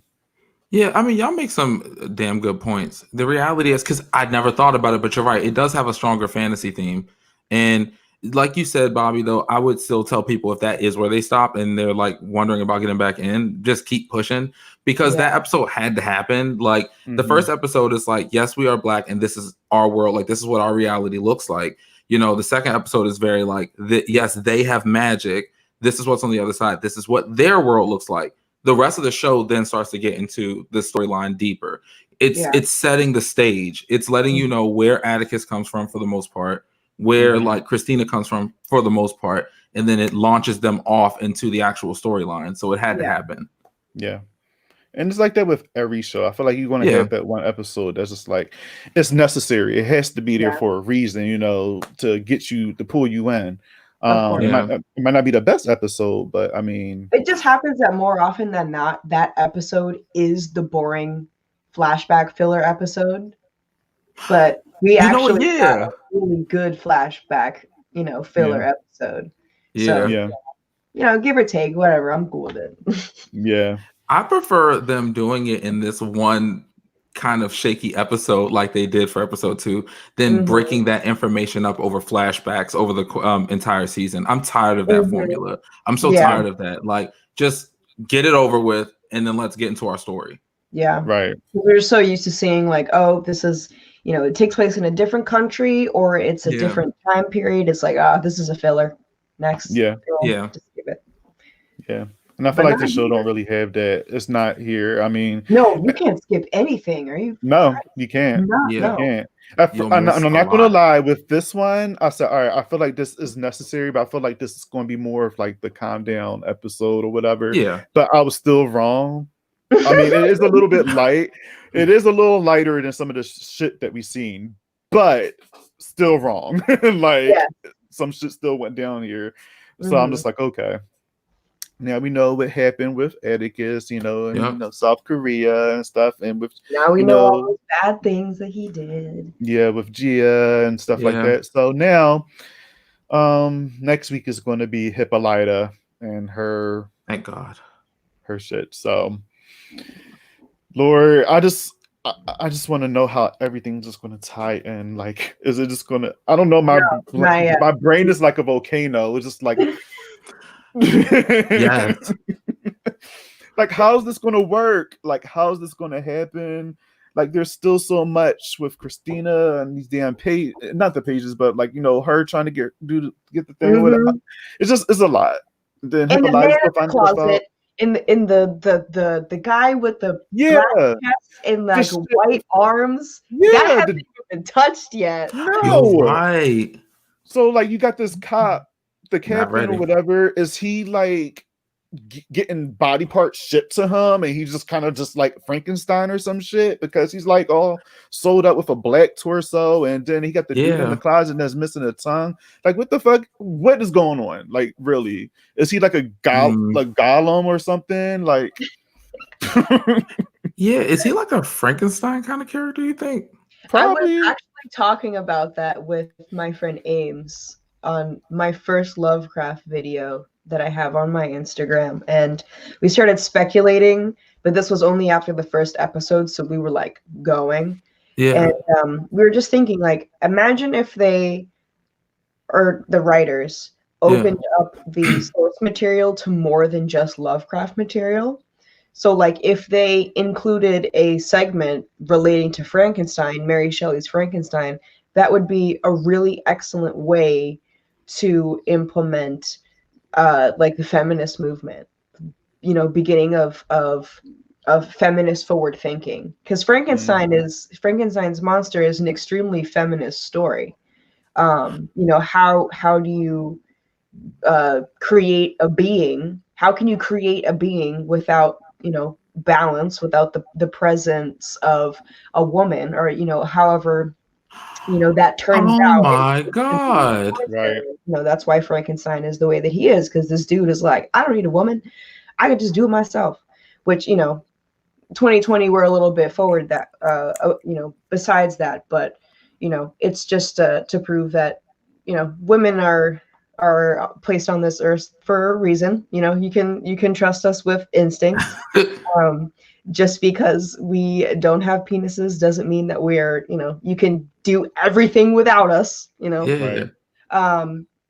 But then again, the show is about Lovecraft source material, and that's outside of Lovecraft. But, if they were to do that, that would be a really cool way to introduce more feminist thinking movements, because you did see in the beginning how Letty was getting very frustrated with how Uncle George would refer to her as girl, or not let her drive the car because she's a woman, and her frustrations with that. And that's definitely going to be a theme going forward. So that would be a really cool way to implement it. But we're like, maybe not, because it's not Lovecraft, it's Mary Shelley. Yeah. But now we're seeing this dude who literally looks like a Frankenstein. So maybe. Yeah.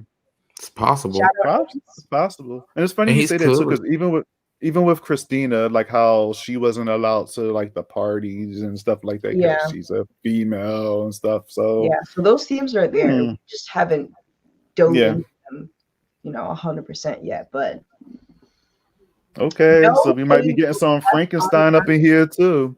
I'd like that. Yes. Yeah. Well, guys, that was a lot to unpack. Yeah. We unpacked a lot, actually. So that would conclude this episode. I had fun. Yes. Talking with you guys. We do this every fucking week, and it's amazing. I love talking about this damn show.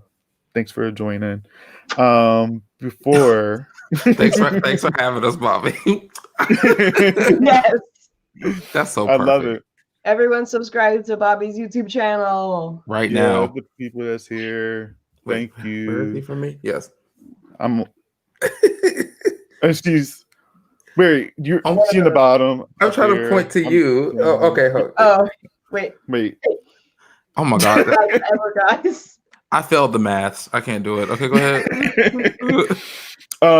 But before we go, where can we find you guys? So Zoe, I'll start with you first. Where can everybody find you?